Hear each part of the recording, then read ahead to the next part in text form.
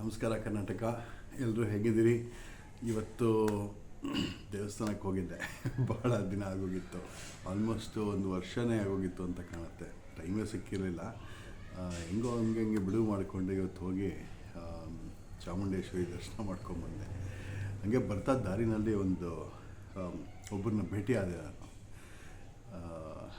ಅವರು ನನ್ನ ವೀಡಿಯೋಗಳನ್ನು ನೋಡಿ, ಗೌರೀಶ್ ಅಕ್ಕಿ ವೀಡಿಯೋಸ್, ಅಮರ್ ಪ್ರಸಾದ್ ವೀಡಿಯೋಸ್ ಯಾವ್ದು ನೋಡಿದ್ರೆ ಗೊತ್ತಿಲ್ಲ, ಒಟ್ಟಿನಲ್ಲಿ ನೋಡಿ ಅವ್ರೇನು ಮಾಡಿದ್ದಾರೆ, ನಮಗೆ ಕಾಂಟ್ಯಾಕ್ಟ್ ಮಾಡಿದ್ದಾರೆ. ನನ್ನ ನಂಬರ್ ಹೇಗೋ ಸಿಕ್ಬಿಟ್ಟಿದೆ ಅವರಿಗೆ. ತಗೊಂಡು ನನ್ನನ್ನು ಕನೆಕ್ಟ್ ಮಾಡಿದ್ರು. ಬಂದ್ಬಿಟ್ಟು ಹೇಳಿದ್ರು, ಮೇಡಮ್ ಇಲ್ಲ, ನನಗೆ ಇವಾಗ 57 ವರ್ಷ, ನಿಮ್ಮ ಧೈರ್ಯನ ಮೆಚ್ಚಬೇಕು. ಆದರೆ ನನಗೂ ಈ ಜೆಂಡರ್ ಇನ್ಕಾಂಗ್ರುಯೆನ್ಸ್ ಅನ್ನುವಂಥ ಒಂದು ಇಶ್ಯೂಸ್ ಇದೆ. ನಾನು ಮದುವೆನೇ ಆಗಿಲ್ಲ ಲೈಫಲ್ಲಿ, ಇಲ್ಲಿವರೆಗೂ ಹೀಗೆ ಇದ್ದೀನಿ. ಸೊ ಹಾಗಾಗಿ ನನಗೆ ಒಂದು ಸ್ವಲ್ಪ ಹೆಲ್ಪ್ ಮಾಡ್ತೀರಾ ಅಂತ ಕೇಳಿದ್ರು. ಮುಂಚೆ ನಾನು ಕೇಳಿದೆ, ಯಾತಕ್ಕೆ ನಿಮಗೆಲ್ಲ ಮುಂಚೆ ಬರಲಿಲ್ವಾ, ಯಾತಕ್ಕೆ ಈ ಟೈಮಲ್ಲಿ ನೀವು ಮಾಡ್ತಾಯಿದ್ದೀರಿ ಅಂತ. ಯಾಕಂದರೆ ಅದು ತಪ್ಪು ವಿಚಾರಗಳಾಗಬಾರ್ದಲ್ಲ. ಸೊ ಹಾಗಾಗಿ ಅವ್ರು ಹೇಳಿದ್ರು, ಇಲ್ಲ ಮೇಡಮ್, ನನಗೆ ಮುಂಚಿಂದನೂ ಇದೆ, ಆದರೆ ನಮ್ಮ ತಂದೆ ತಾಯಿಗೆ ನಾನು ಗೌರವ ಕೊಟ್ಟು ಇದ್ದೆ. ಅವರಿಬ್ಬರು ಇವಾಗ ಕಾಲವಾಗಿದ್ದಾರೆ, ಇಬ್ಬರೂ ಇಲ್ಲ ನನಗೆ. ಸೊ ಹಾಗಾಗಿ ನಾವು ಒಬ್ಬರೇ ಇದ್ದೀವಿ. ಸೊ ಅದಕ್ಕೋಸ್ಕರ ನನಗೆ ಈಗ ನಾನು ಪ್ರಯತ್ನ ಮಾಡಬೇಕು ಅಂತಿದ್ದೀನಿ. ನಮ್ಮ ತಂದೆ ತಾಯಿ ಇದ್ದಷ್ಟು ದಿನವೂ ನನಗೆ ಅಲೋ ಮಾಡಿರಲಿಲ್ಲ, ತುಂಬ ಕಷ್ಟ ಆಗ್ತಾಯಿತ್ತು. ಇದಕ್ಕೋಸ್ಕರ ನಾನು ಮದುವೆನೂ ಆಗಿಲ್ಲ ನಾನು.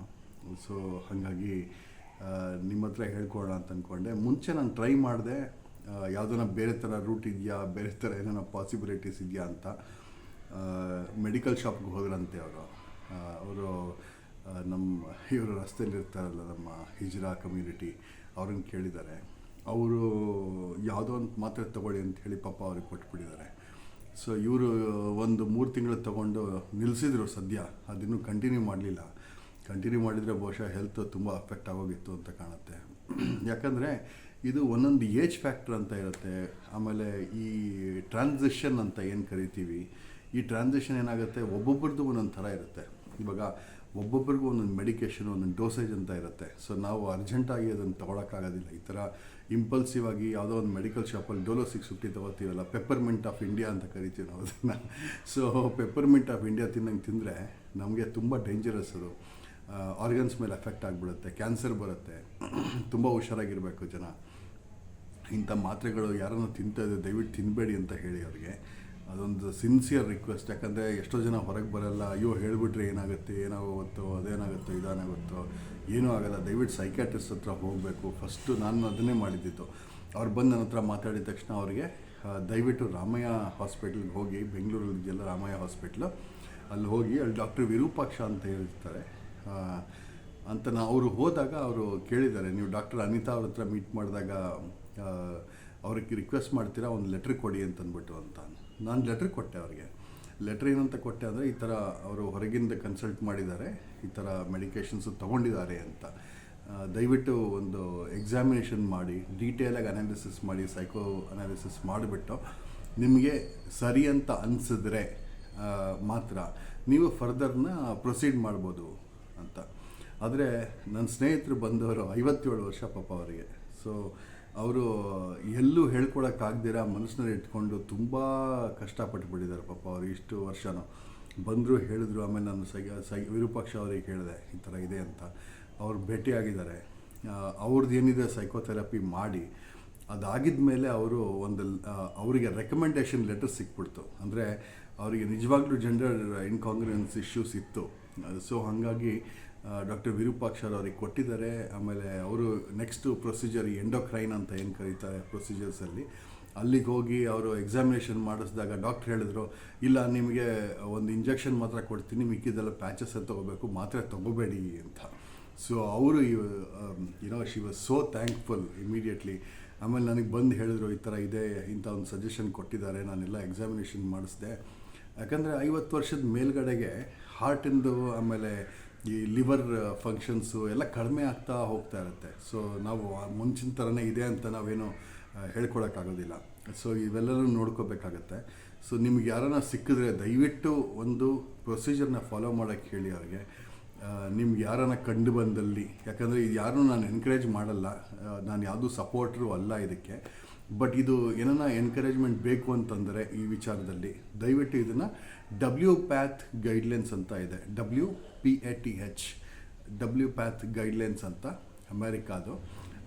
ನಮ್ಮ ಇಂಡಿಯಾದಲ್ಲಿ ಸ್ಟ್ಯಾಂಡರ್ಡ್ಸ್ ಇಲ್ಲ, ಯಾರೂ ಏನೂ ಫಾಲೋ ಮಾಡಲ್ಲ. ಆದರೆ ಡಾಕ್ಟರ್ಸ್ ಯಾರಿದ್ದಾರೆ ಅವರು ಇಲ್ಲಿ ರಮಯಾದಲ್ಲಿ ಮಾತ್ರ ಫಾಲೋ ಮಾಡ್ತಾರೆ. ದಯವಿಟ್ಟು ಅಲ್ಲಿಗೆ ಮಾತ್ರ ಹೋಗಿ. ಬೇರೆ ಡಾಕ್ಟರ್ಸ್ ನನಗೆ ಗೊತ್ತಿಲ್ಲ. ಮಣಿಪಾಲ್ ಹಾಸ್ಪಿಟ್ಲ್ ಅಂತಲೂ ಹೇಳಿದ್ರು, ಆದರೆ ನಾನು ಅಲ್ಲಿ ಯಾರನ್ನೂ ಭೇಟಿ ಆಗಿಲ್ಲ. ಭೇಟಿ ಆದವರು ಡೇಂಜರಸ್ ಅಂತ ಅನ್ನಿಸ್ತು ನನಗೆ.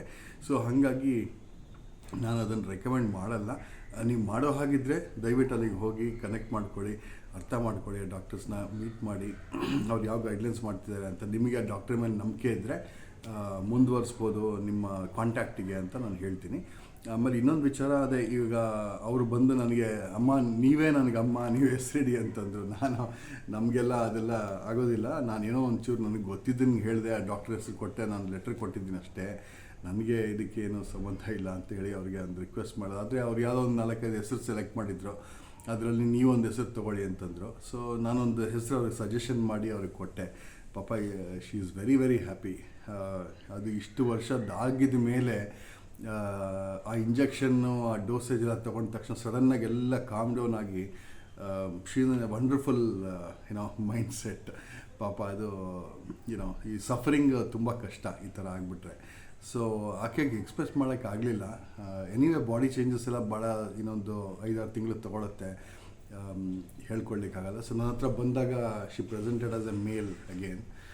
ಬಂದು ನನಗೆ ಅಮ್ಮ ನಿಮಗೊಂದು ನಾನು ಗಿಫ್ಟ್ ಕೊಡಲೇಬೇಕು, ನಾನು ತೊಗೊಂಬಂದಿದ್ದೀನಿ, ಇಲ್ಲ ಅನ್ನೋಂಗೆ ಇಲ್ಲ ನೀವು ಅಂಥೇಳಿ ನಿನ್ನೆ ನನಗೊಂದು ಪಿಜ್ಜಾನ ಕೊಡಿಸ್ಬಿಟ್ಟು ಇದನ್ನು ಕೊಟ್ಬಿಟ್ಟು ಹೋದರು. ನೋಡಿ ನಿಮಗೆ ತೋರಿಸ್ತೀನಿ ನಾನು ಇದನ್ನು. I just wanted to show you this. ಈ ಗೋಲ್ಡನ್ ನೆಕ್ಲೆಸ್ ಸೆಟ್ನೆಲ್ಲ ಇಟ್ಕೊಂಬಂದಿದ್ದಾರೆ ಪಾಪ. ನಾನು ಅದು ಯಾರಿಗೂ ಕೇಳಲ್ಲ, ಹೇಳಲ್ಲ, ಇಲ್ಲ ನೀವು ಸ್ವೀಕಾರ ಮಾಡಲೇಬೇಕು, ನನ್ನನ್ನು ನೀವು ಒಪ್ಕೊಳ್ಳೇಬೇಕಾಗತ್ತೆ, ನೀವು ಇದನ್ನು ತೊಗೊಳ್ಳೇಬೇಕು ಅಂಥೇಳಿ. ಸೊ ನಾನು ಅವ್ರಿಗೂ ಬೇಜಾರು ಮಾಡೋಕ್ಕಾಗಲ್ಲ, ತೊಗೊಂಡೆ. She is such a sweet person. And ಇವಾಗ ಸದ್ಯಕ್ಕೆ ಅವ್ರು ಮೈಸೂರಲ್ಲಿದ್ದಾರೆ. I think she wants to shift to Bangalore. And she has a wonderful aim and objectives. ಅವರು ಬಿಸ್ನೆಸ್ಸಲ್ಲೇ ಇದ್ದರು, ವೆಲ್ ಆಫ್, ಏನೂ ಕಷ್ಟ ಇಲ್ಲ ಅವರಿಗೆ, ಆರಾಮಾಗಿದ್ದಾರೆ. ಸೊ ಇದು ಒಂದು ಸಣ್ಣ ಒಂದು ಕತೆ. ನಮ್ಮದು ಸ್ಟೋರಿ ಮೀಡಿಯಾದಲ್ಲಿ ಬಂದಾಗ ಏನೇನು ಇನ್ಸ್ಪಿರೇಷನ್ ಕೊಡುತ್ತೆ, ಎಲ್ಲೆಲ್ಲಿ ತಿರ್ಕೊಳ್ಳುತ್ತೆ ಅಂತ ತಮ್ಮ ಮುಂದೆನೂ ನಾನು ಶೇರ್ ಮಾಡ್ತಾಯಿದ್ದೀನಿ.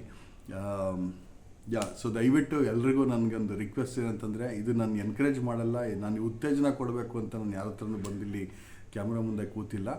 ಬಟ್ ಈ ನಂದನ್ನು ಸ್ಟೋರಿನ ನೋಡಿ ಇನ್ಸ್ಪಿರೇಷನಾಗಿ ತೊಗೊಂಡು ಅವರಲ್ಲಿ ಇದ್ದಂಥ ಒಂದು ತೊಂದರೆನ ಅವ್ರು ಸಾಲ್ವ್ ಮಾಡ್ಕೋತಾ ಇದ್ದಾರೆ, ಕಾಯಿಲೆಗೆ ತುತ್ತಾಗ್ತಾ ಇಲ್ಲ, ಆ ಥರದ್ದೊಂದು it is really appreciating also on the other side. ಅವರು ಪ್ರಾಣ ಉಳಿಸ್ಕೊಳ್ಳೋಕ್ಕೇನೋ ಮಾಡ್ತಾಯಿದ್ದಾರೆ, ತುಂಬ ಸಂತೋಷ ಆಗ್ತಾಯಿದೆ ಅಂಥದಕ್ಕೆಲ್ಲ.